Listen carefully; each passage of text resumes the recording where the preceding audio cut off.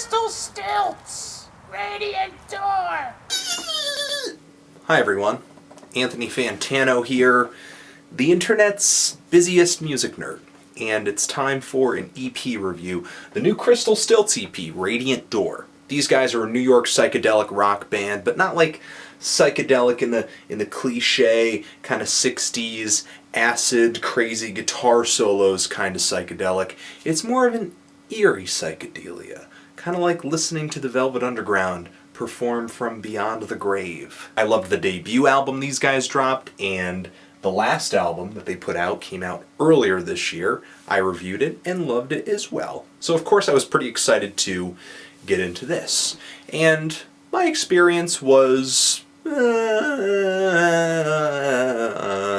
are most definitely some highlights on here and some changes of sound.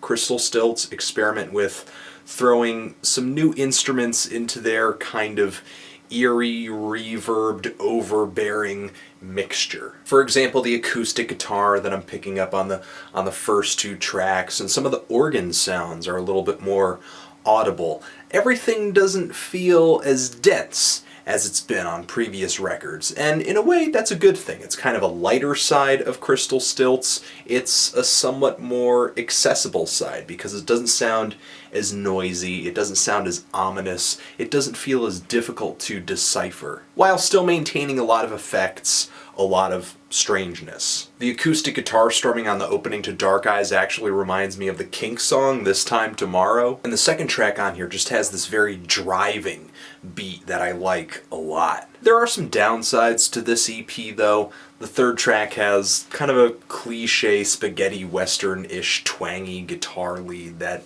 I don't know, I don't like too much. I don't feel like it's really the best pairing with this band's style, but still, I think the chord progression on that track is badass. The final track on here kind of for me shows just how far these guys will go into digging into the Velvet Underground idea box to produce material, because there's a guitar phrase on there that sounds just like something off of the band's self-titled album. And the fourth track on here has such sour vocals and just off guitar strumming. It's kind of the messiest song I've ever heard from these guys, and not really in a admirable kind of way. At the end of the day, even though there are some new sounds on here, this EP does kind of feel like, I don't know, maybe a few afterthoughts, I guess. Some very likable odds and ends, a few good ones, but mostly alright. Kind of feeling a decent to strong 6 on this. I recommend it if you're a Crystal Stilts fan, but I don't really see it wowing anybody else but